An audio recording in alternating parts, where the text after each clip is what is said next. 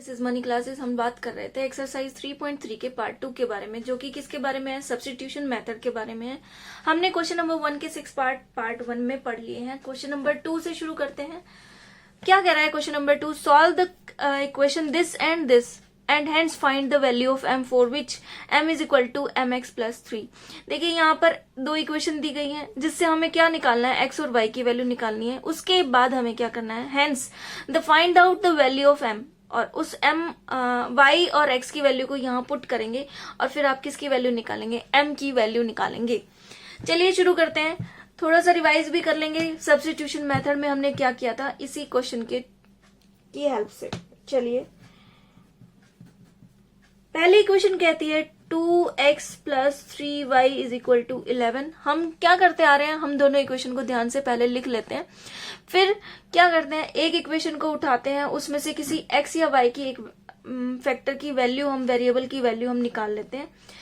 Value निकालने का मतलब क्या है कि उस सेकेंड इक्वेशन को हम किसी एक वेरिएबल में चेंज कर लेते हैं, ताकि हम वहां से x या y में से किसी एक फैक्टर की वैल्यू आराम से निकाल लें। उस एक वैल्यू निकलने के बाद हम किसी भी दो इक्वेशन, गिवन इक्वेशन में x या y की वैल्यू को पुट करें और बाकी जो सेकंड जो वेरिएबल हमारे पास बचा है उसकी वैल्यू फाइंड आउट कर लें। मान लीजिए मैंने यहां से वैल्यू फाइंड आउट की है x की, तो मेरे पास क्या आता है 11 - 3y, क्योंकि 3y प्लस में इधर जाएगा तो माइनस में हो जाएगा, डिवाइड बाई 2। क्यों? क्योंकि यहाँ x के मल्टीप्लाई में क्या है 2। हमेशा याद रखिएगा कि पहले हम हमेशा वेरिएबल के साथ प्लस या माइनस में जो आपके पास टर्म है उसको हम राइट साइड में ले जाएंगे, बाद में हम मल्टीप्लाई या डिवाइड वाली टर्म के साथ डील करेंगे। इसको इक्वेशन को नाम दे दीजिए आप 1 नाम दे दीजिए। मैंने अब इसको नाम नहीं दिया तो मैंने इसको दे दिया। हमारे पास सेकंड इक्वेशन क्या है, वहां पर आपको क्या करना है, सब्स्टिट्यूट करना है। हम किस मेथड का यूज कर रहे हैं, सब्स्टिट्यूशन मेथड का यूज कर रहे हैं। By help using substitution method proper लिखेंगे आप method. Put the value of x in equation number जो आपके पास दूसरी दी गई है, कौन सी है, 2x - 4y is equal to -24। Put कर दीजिए 2 × x यानी कि 11 - 3y upon 2 -4 × y is equal to क्या है, माइनस का 24 है। यहाँ पर सिर्फ हमने क्या किया, x की वैल्यू को पुट किया है, बाकी सारी टर्म हमारे पास एज इट इज है। यहाँ देखिए ये मल्टीप्लाई, ये यहाँ पर डिवाइड में, तो ये 2 से 2 क्या हो गया, कैंसिल हो गया। जो बची हुई टर्म है हम ब्रैकेट ओपन करते हैं और सॉल्व कर लेते हैं, इज इक्वल टू 24। जैसे ही हमने यहाँ पे ब्रैकेट को ओपन किया है, हमारे पास क्या आ गया, जो इक्वेशन बनी है वो सिर्फ किस में आ गई, y के वेरिएबल में आ गई। जैसे ही हमने y के वेरिएबल में इसको निकाला, क्या है हमारे पास 11 माइनस हो गया प्लस, और 3 और 4 हो गया 7। हमेशा याद रखिएगा एडिशन रूल्स में माइनस प्लस होता है, हमेशा निशान बड़ी टर्म का आता है। तो ये है माइनस का 24, ये 11 प्लस में है, उधर जाएगा तो माइनस में हो जाएगा, -24 - 11। ठीक बात है, बिल्कुल ठीक बात है। -7y इज इक्वल टू, ये हो गया माइनस प्लस 35, माइनस है, माइनस का 35 अपॉन -7, माइनस प्लस हो गया। साइन डिवाइड मल्टीप्लाई करते टाइम हम साइन नहीं देखते, सीधा माइनस क्या हो जाता है, प्लस हो जाता है। तो 7 5 35। यहाँ से y की वैल्यू कितनी आ गई, 5। यहाँ से y की वैल्यू मेरे पास कितनी आ गई, 5। ये तो हो गया मेरे पास दो इक्वेशन का पहला हिस्सा फिनिश। अब यहां से हम क्या निकालेंगे, x की वैल्यू निकालेंगे। क्या करेंगे, put the value of y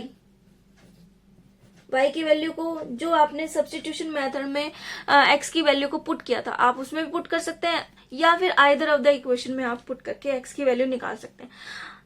आपकी वैल्यू जो है वो सेम आएगी। 1 में पुट कर देते हैं हम, x की वैल्यू निकाल रहे हैं हम 11 - 3 × y की वैल्यू निकली है 5 अपॉन 2। इसको सॉल्व करें, 11 - 15 अपॉन 2 कितनी आ जाएगी, -4/2। सॉल्व करेंगे -2। x की वैल्यू यहां से कितनी आ गई, -2, और हमने y की वैल्यू कितनी निकाली थी, 5। देखिए क्वेश्चन क्या कह रहा है यहाँ पे, फिनिश नहीं हो रहा है। उसने कहा कि solve the equation this and hence find out the value. तो हमने पहले सॉल्व तो कर लिया। सॉल्व करने का मतलब क्या होता है, एक्स और वाई जो वेरिएबल इक्वेशन में दिए गए हैं उन वेरिएबल्स को सॉल्व करें, उनकी वैल्यू फाइंड आउट करें।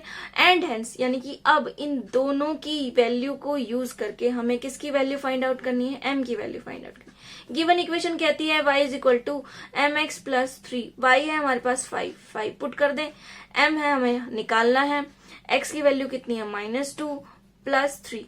5 is equal two plus minus हो जाएगा -2 इंटू एम प्लस 3। अब देखिए वही बात आ गई फिर से, जब हम किसी इक्वेशन को सॉल्व करते हैं तो उस वेरिएबल के प्लस या माइनस वाले फैक्टर के साथ पहले डील करते हैं, उसके बाद मल्टीप्लाई वाली टर्म के साथ डील करते हैं। तो ये है +3 जब राइट से लेफ्ट में जाएगा तो ये हो जाएगा -3 और यहाँ बचा है माइनस का 2m।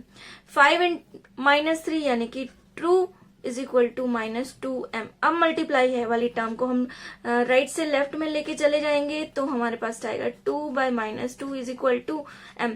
सॉल्व करेंगे 2 से 2 कैंसिल, -1 किसकी वैल्यू आ गई, m की वैल्यू कितनी आ गई, -1। सॉरी यहाँ पर आप ध्यान से देखें, कुछ नहीं किया, प्लस वाले टर्म को माइनस में ले गए, उधर जाके 5 - 3 हो गया 2, -2m यहाँ पे है, राइट साइड में चलता रहा है, चलेगा। जब आप इसको सॉल्व कर लेंगे तो ये m की मल्टीप्लाई में ये टर्म राइट से लेफ्ट में जाएगी, मल्टीप्लाई वाली टर्म तो डिवाइड में हो जाएगी। 2 से 2 कैंसिल, -1, m की वैल्यू कितनी आ गई, -1। This is your answer, this is your answer. इस तरह के क्वेश्चंस आते हैं, थोड़ा सा ही मेहनत कराते हैं वो क्वेश्चन में। पहले सब्स्टिट्यूशन मेथड से आपने एक्स और वाई की वैल्यू निकाला और हेंस उससे क्या फाइंड आउट किया है, एम की वैल्यू को। इजी क्वेश्चन है। आगे क्वेश्चन थर्ड का फर्स्ट पार्ट जो है वो लैंग्वेज प्रॉब्लम है। एक्चुअली 3 जो क्वेश्चन है, क्वेश्चन नंबर 3, उसके 6 पार्ट हैं, सारे के सारे लैंग्वेज प्रॉब्लम है। कुछ क्वेश्चन जो होंगे सिंपल होंगे, जिसमें मैं सिर्फ आपको इक्वेशन बना के दिखाऊंगी, सॉल्व करेंगे आप खुद। जहां पर मुझे लगेगा कि हाँ ये क्वेश्चन थोड़ा टिपिकल है, वहां पर मैं आपकी हेल्प जरूर करूंगी। अगर फिर भी आपको कोई क्वेरी है तो आप कमेंट सेक्शन में पूछ सकते हैं। क्वेश्चन है, the difference between two number is 26 and one another number is 3 times the other। sorry, one another नहीं है, one number is 3 times the other, then find them। आपको क्या निकालना है, फिर उन नंबर्स को निकालना है आपको। ठीक है, क्वेश्चन है, सिंपल है। क्या कह रहा है कि 2 एक नंबर है, तो सबसे पहले क्या करेंगे, लेट फर्स्ट यानी कि 1 लिखें या फर्स्ट लिख दें, फर्स्ट नंबर इज क्या मान लें आप, x मान लें, तो सेकंड नंबर आप क्या मान लेंगे, फिर y मान लेंगे। सिंपल है ये, पहला नंबर और दूसरा नंबर मान लिया। अब देखिए दोनों का डिफरेंस क्या है, 26 है। तो डिफरेंस अगर आप 2 नंबर का ले रहे हैं तो आपको ये बात भी पता होनी चाहिए कि जब 2 नंबर का डिफरेंस लेंगे तो एक नंबर बड़ा होगा, एक नंबर छोटा होगा। एक नंबर क्या होगा, बड़ा। तो मैं अपने मन ही मन में ये मान लेती हूँ कि x जो है वो बड़ा है। तो अकॉर्डिंग टू क्वेश्चन अगर हम लिखें कि x माइनस वाई, अगर मैं बड़ा ले रही हूँ x और उसमें से मैं y माइनस करती हूँ तो पहले ही लाइन के अकॉर्डिंग ये किसके इक्वल आएगा, 26 के इक्वल आएगा। अगली लाइन कह रही है क्वेश्चन में कि फर्स्ट नंबर जो है वो दूसरे नंबर का 3 टाइम्स है। तो मैंने यहाँ पे फर्स्ट नंबर को बड़ा माना था, क्योंकि x जो है बड़ा है तो वो छोटे नंबर का क्या होगा, 3 टाइम्स होगा। यहाँ पर आप y is equal to 3x नहीं कर सकते। अगर आप y is equal to 3x करें तो यहाँ y माइनस x करेंगे। आपने जो नंबर बड़ा सपोज किया है वही बड़ा नंबर को ही आप छोटे नंबर में से माइनस करेंगे और बड़े नंबर को ही आप छोटे नंबर के 3 टाइम्स में लेंगे। ठीक है, अब आपके पास इक्वेशन नंबर 1 आ गई, ये आपके पास इक्वेशन नंबर 2 आ गई। सिंपल है। अगर आपके पास ये दो इक्वेशन आ गई, यहां से आपको सब्स्टिट्यूट करना है x की वैल्यू को इस इक्वेशन में। चलिए आप पुट कर देते हैं, मैं आपकी हेल्प कर देती हूँ। पुट कर दो, पुट इक्वेशन नंबर 2 में जो x की वैल्यू है इन इक्वेशन नंबर 1 करें बाय यूजिंग, पूरा लिखेंगे आप बाय यूजिंग सब्स्टिट्यूशन मेथड। क्या आएगा, x माइनस वाई, इसमें आप x की वैल्यू पुट करें 3y, कहां पर जाएगी 3y माइनस यहाँ पर है y is equal to 26। 3y में से y माइनस करेंगे तो कितना आ जाएगा 2y which is equal to 26, y is equal to 26 और 26 के y के मल्टीप्लाई में 2 लेफ्ट टू राइट जाएगा तो डिवाइड में हो जाएगा। आप इसको कैंसिल करें, y की वैल्यू कितनी आ गई यहाँ से 13, y की वैल्यू कितनी आ गई हमारे पास 13 आ गई y की वैल्यू। ठीक है, जैसे ही आपके पास y की वैल्यू निकल जाती है आप किसी भी x में जो आप किसी भी इक्वेशन में पुट कर सकते हैं, या फिर आप क्या करें जो आपने सेकेंड इक्वेशन ली थी और फर्स्ट में पुट की थी जो आपको इजी दिखे वो उस इक्वेशन में पुट करें। तो हम put the value of y in equation number 2 में डाल देते हैं। x किसके इक्वल है 3 इंटू वाई, यानी कि 3 गुना है y के। तो अगर x है 13 तो सॉरी y है 13 तो x क्या होगा 13 3 जा 39। तो फर्स्ट नंबर है आपके पास 13 और जो सेकंड नंबर है आपके पास वो क्या है 39, वो क्या है 39। इजी क्वेश्चन है बिल्कुल। कौन सा मेथड से किया है, सब्स्टिट्यूशन मेथड से किया है। सब्स्टिट्यूशन मेथड के बारे में और अगर क्वेश्चंस आपने पार्ट 1 नहीं देखा है तो आप पार्ट 1 में जाके देख सकते हैं। इस एक्सरसाइज के फर्स्ट के 6 पार्ट 1 में सॉल्व किए गए हैं और रिमेनिंग पार्ट हम पार्ट 2 में रिमेनिंग जो क्वेश्चंस हैं वो पार्ट 2 में सॉल्व कर रहे हैं। चलिए नेक्स्ट थर्ड का सेकंड पार्ट हम पढ़ते हैं। क्वेश्चन नंबर थर्ड का सेकंड पार्ट कहता है the larger of 2 supplementary angle exceed the smaller by 18, find them. 2 angle है, यहां से भी पता चल रहा है लार्जर है तो दूसरा क्या होगा स्मॉलर होगा। दूसरी बात क्या पता चल रही है कि सप्लीमेंट्री है। सप्लीमेंट्री एंगल कौन से होते हैं, जहां पर 2 एंगल का सम 180 डिग्री के इक्वल आ जाए उन दोनों एंगल को हम क्या कह देते हैं सप्लीमेंट्री एंगल कर देते हैं। तो वही जैसे हमने पहले क्वेश्चन में किया है। तो सपोज लार्जर एंगल, हाँ क्या मान ले बड़ा एंगल मान ले। क्या ले रहे हैं आप एक्स ले रहे हैं, कोई भी ले सकते हैं, वाई भी ले सकते हैं, MNOP क्यू भी ले सकते हैं, आप कुछ भी ले सकते हैं। स्मॉलर एंगल क्या ले लिया हमने, ऑफ कोर्स हम क्या लेंगे वाई लेंगे। अब अकॉर्डिंग टू क्वेश्चन चलते हैं, इक्वेशन फॉर्म करते हैं। अकॉर्डिंग टू क्वेश्चन है सप्लीमेंट्री एंगल की बात करिए तो यहां से वो आपकी जीके टेस्ट कर रहा है।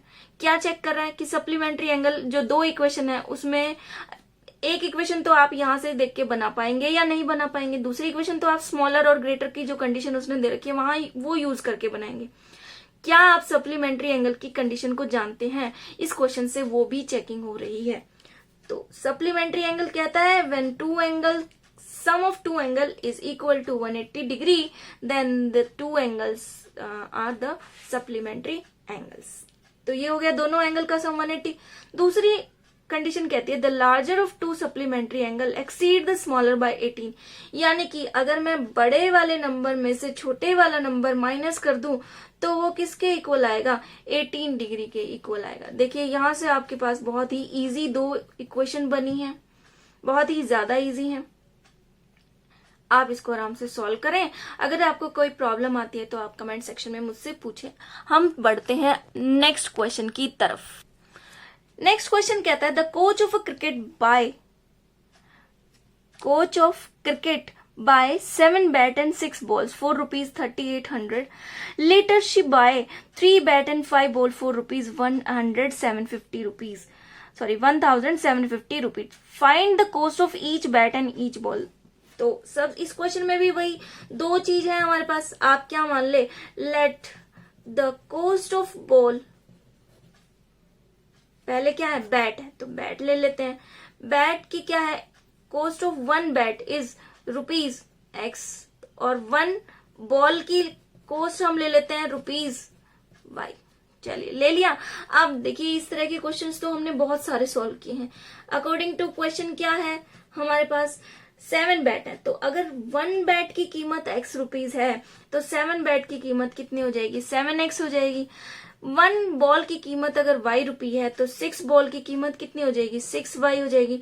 और टोटल कितना पे किया उसने 3800 3800 रुपए उसने पे किया। This is your equation number 1।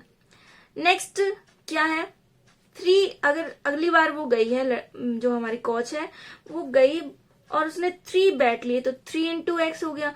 5 balls ली तो 5 इंटू वाई हो गया। और टोटल कितना पे किया उसने 1750 रुपए। This is your equation number 2। वही करना है, सब्स्टिट्यूशन मेथड यूज करना है। एक्स की वैल्यू निकाले, पुट कर दे इसमें। चलिए हम थोड़ा सा इसमें लेंथी सा दिखाई दे रहा है तो हम इस क्वेश्चन को कर लेते हैं। हमने क्या किया, इक्वेशन नंबर 1 ली, और देखिए हर बार हम क्या करते आ रहे हैं, एक्स की वैल्यू फाइंड आउट करते आ रहे हैं। एक्स की वैल्यू निकाली, सेकंड में पुट करी। इस बार एक क्वेश्चन में थोड़ा सा बदलाव करते हुए हम वाई की वैल्यू निकालते हैं। अगर हम यहाँ से वाई की वैल्यू निकालेंगे, क्वेश्चन नंबर 1 से क्या किया हमने, वाई की वैल्यू निकाला, तो ये हो गया 3800। ये है प्लस का 7x। जब ये लेफ्ट से राइट में जाएगा तो ये साइन चेंज हो जाएगा, माइनस का 7x हो जाएगा। लेकिन अभी तो 6 के मल्टीप्लाई में y के मल्टीप्लाई में 6 भी है, तो मल्टीप्लाई वाली टर्म राइट में जाएगी तो वो अपॉन में आ जाएगी। इसको क्या मान लें आप, equation number 3। Put the value of y in equation number 2। जो भी इक्वेशन से आप निकालें उसकी दूसरी इक्वेशन में आप उसकी वैल्यू को पुट कर दें। कौन सा मेथड यूज कर रहे हैं, by substitution method. Question easy है लेकिन थोड़ा सा बड़े बड़े नंबर्स यूज कर रहे हैं, कैलकुलेशन थोड़ी डिफिकल्ट हो जाएगी, इसलिए मैं ये क्वेश्चन आपके लिए सॉल्व कर रही हूँ। आप ध्यान से समझे क्वेश्चन को और इसको अपने हाथ से जरूर करके देखें, क्योंकि जब तक आप अपने हाथ से सॉल्व नहीं करेंगे बड़े क्वेश्चंस को, आपको फिर एकदम उसको सॉल्व करने में प्रॉब्लम आएगी। अच्छा है आप घर में ही मिस्टेक कर लें, एग्जाम हॉल में या टेस्ट में, यूटीज में, पीरियोडिक्स में इस तरह की गलती ना हो तो ही अच्छा है। चलिए हमने यहाँ से y की वैल्यू निकाली, हम पुट कर रहे हैं इक्वेशन नंबर 2 में, तो 3x जो है वो क्या रहेगा, सेम रहेगा। 5 इंटू वाई है, y की वैल्यू मैं पुट कर रही हूँ 3800 minus 7x upon 6 which is equal to 1750। ठीक है, अब क्या करें आप, इसको सॉल्व करें आप इसको, और क्या करेंगे, यहां से मैं ये ब्रेक कर देती हूँ क्योंकि यहाँ पे मुझे x की टर्म को इकट्ठा करना है और विदाउट x की टर्म को इकट्ठा करना पड़ेगा। तो ये 3x तो मैंने रखा इधर ही, ये इसको करेंगे आप 5 into 3800 upon 6 minus 7 5 35x upon क्या आ जाएगा यहाँ पर भी 6, और ये इक्वल में चल रहा है 1750। इसको सॉल्व करें, 3 2 पे जाएगा, ये 3 पे नहीं जाएगा, तो 2 3 जा और ये आ जाएगा 1900। सॉल्व करें आप इसको, 3x प्लस 19 5 जा हो जाता है हमारे पास 95। तो 9500 अपॉन क्या है 3, ये है minus 35/6x is equal to 1750। ठीक है, बिल्कुल यहां तक तो कोई मुश्किल आपको आएगी नहीं। इससे आगे आप इस क्या करें, x वाली टर्म एक तरफ करें, बिना x वाली टर्म को एक तरफ कर लें। 3x minus 35/6x is equal to 1750। ये प्लस की टर्म है, उधर जाएगी तो ये हो जाएगी माइनस में, अपॉन क्या है 3। एलसीएम लेना पड़ेगा आपको, एलसीएम लेके क्वेश्चन हो जाएगा इजी। चलिए हम एक और पेज ले लेते हैं, इससे आगे हम करेंगे तो ये हो जाएगा, हम जब इसका एलसीएम लेंगे तो ये देखिए, इसका थोड़ा हम यहीं पे कर लेते हैं। 3 और 6 के अपॉन में यहाँ पर हम क्या लेके चलें, 1 लेके चलें, तो आपके पास ये बनेगा 6, क्या बनेगा 6 बनेगा, और 3 6 18x minus 35x is equal to, यहाँ पर भी आप एलसीएम ले 1750 का एलसीएम लेंगे, आप मल्टीप्लाई करेंगे 3 से तो ये आएगा 5250 माइनस कितना है 9500 9500। सॉल्व करें, यहाँ से प्लस माइनस माइनस होता है, निशान हमेशा बड़ी टर्म का आता है। 35 माइनस 18 करेंगे तो ये आ जाएगा 17/6। x साथ में चल रहा है, इसका भी ध्यान दें आप। इसमें से इसको माइनस करेंगे, बड़ी टर्म का साइन आएगा, ये तो क्लियर है, ये प्लस का ये माइनस का। जब आप इसमें से माइनस करेंगे तो ये हमारे पास आ जाएगा अपॉन 3। ठीक है, देखिए हमें x की वैल्यू निकालनी है, तो बाकी सारी टर्म को एक तरफ करते आ रहे हैं हम और x की टर्म को एक तरफ। तो x ये जो भी मल्टीप्लाई में डिवाइड वाली टर्म जाके उधर मल्टीप्लाई हो जाएगी, तो ये हो जाएगा upon 3 into 6/17 with minus sign, minus minus हो गया प्लस, 3 2 जा हो गया 6 और ये कैंसिल होगा, 100% होगा, 17 2 जा 38 और ये 5 जा 85, 25 2 जा हो जाएगा और ये एक जीरो भी तो है 500। तो x की वैल्यू यहां से कितनी आ गई, 500 आ गई। क्योंकि आप सिर्फ x की वैल्यू नहीं निकालेंगे, आपको बॉल और बैट दोनों का प्राइस चाहिए, तो इसको कहाँ पुट करें आप, put the value of x in equation number 3। कौन सी थी हमारे पास 3, चलिए देख लेते हैं एक बार इक्वेशन नंबर 3 कौन सी थी, ये वाली थी, y इज इक्वल टू, जो हमने इक्वेशन नंबर 1 से y की वैल्यू को सॉल्व करके निकाला था। x की वैल्यू हमारी निकल चुकी है, तो यहाँ से y में आप उस वैल्यू को डाल दें, 3800 माइनस 7 इंटू x की वैल्यू निकली है 500 अपॉन कितना था हमारे पास 6। तो सॉल्व कर दें, सॉल्व करेंगे तो 3800 माइनस 7 5 3500 अपॉन 6, 300 अपॉन 6 कितना आया है यहाँ से 50 y, यानी कि कॉस्ट ऑफ बॉल, एक बॉल का प्राइस कितना है ₹50 और यहां से हमने x की वैल्यू निकाली है, वो क्या है कॉस्ट ऑफ 1 बैट ₹500। तो 500 rupees and ₹50 is the answer. Question number 3 का फोर्थ पार्ट क्या कह रहा है, the taxi charges in a city consist of a fixed charge together with the charge for the distance covered for a distance of 10 km and the charge paid is ₹105। ठीक है, वो कह रहा है together with a fix charge, यानी कि देखिए बात को समझने की कोशिश कीजिए कि अगर आप किसी टैक्सी पे बैठते हैं तो कुछ फिक्स चार्ज तो आपको पे करना ही पड़ेगा, चाहे आप उसको कुछ दूरी पर ले जाकर ही छोड़ दें। ठीक है, मान लीजिए आप बैठ गए तो 20 या 30 रुपए आपको देने पड़ेंगे। उसके बाद अगर आप 1 किलोमीटर जाते हैं तो 1 किलोमीटर के फिक्स चार्जेस हैं, वो आपको अलग देने पड़ेंगे। 2 किलोमीटर जाते हैं तो वो 30 रुपए तो देने ही है, वो 2 किलोमीटर के जो एक्स्ट्रा वो बनाएगा वो उसके ऊपर डिपेंड कर रहा है, वो आपको अलग से देने पड़ेंगे। यानी कि आप बैठे और उतर गए तब भी आपको फिक्स चार्ज यानी कुछ फिक्स तो देना ही देना है, बाकी आप पर किलोमीटर के हिसाब से पे करेंगे। ये उस क्वेश्चन के कहने का मतलब है। फिर से पढ़ के देखिए, the taxi charges in a city consist of fix charges together, दूसरा with the charge for distance covered, यानी कि एक तो फिक्स चार्ज है और दूसरा क्या है डिस्टेंस कवर के ऊपर डिपेंड करता है। तो पहली बार उसने जो ट्रैवल किया वो 10 किलोमीटर के लिए ट्रैवल किया, तो जो डिस्टेंस कवर्ड है वो कितनी है 10 किलोमीटर, और फिक्स चार्जेस तो हमारे लगेंगे ही लगेंगे। द चार्ज पे कितना है उसका 105 रुपए। फिर से for a journey of 15 kilometre, अब पहले उसने 10 किलोमीटर की जर्नी ट्रैवल की थी, 105 रुपए देने पड़े। अगर वो 15 किलोमीटर की जर्नी ट्रैवल करता है तो चार्ज पेड इज 155, यानी कि 155 रुपए। What are the fix charges and charge per kilometre, दोनों आपको निकालना है। How much does a person have to pay for travelling a distance of 25 kilometre. देखिए क्वेश्चन बस थोड़ा लेंथी है, क्वेश्चन में मुश्किल कुछ नहीं है।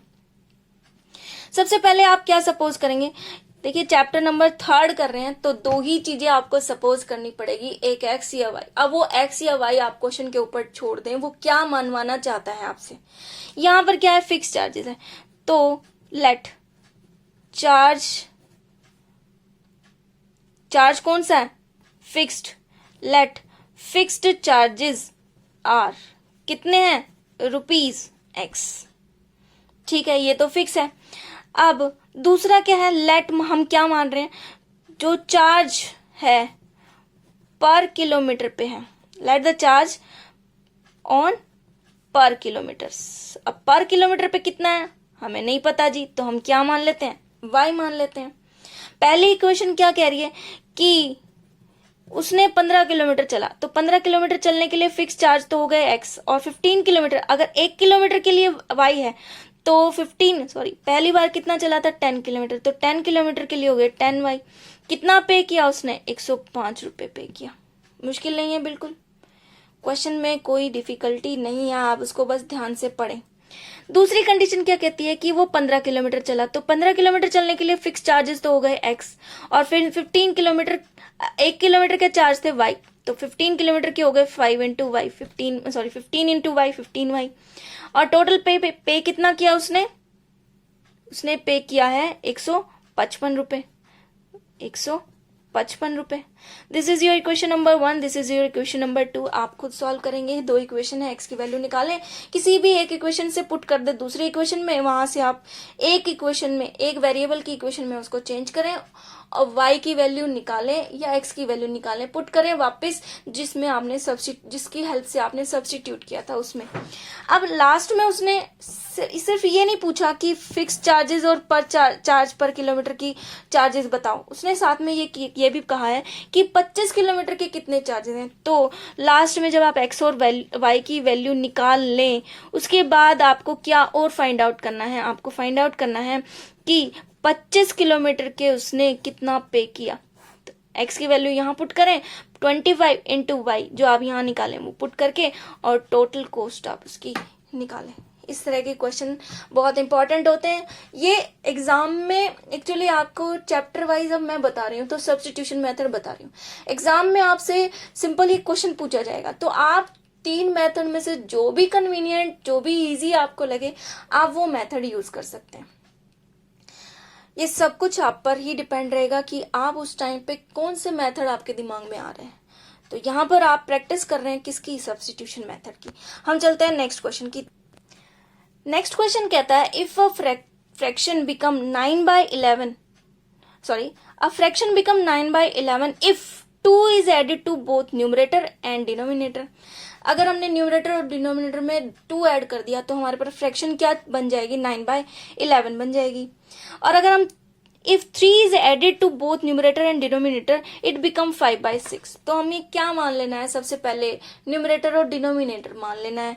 चलिए वही को काम कर रहे हैं हम। यहाँ पर भी इक्वेशन तक मैं आपको पहुंचा दूंगी, उसके आगे आप खुद सॉल्व करेंगे। अगर आपको फिर भी कोई प्रॉब्लम आती है तो आप कमेंट सेक्शन में पूछ सकते हैं, I am always there for you.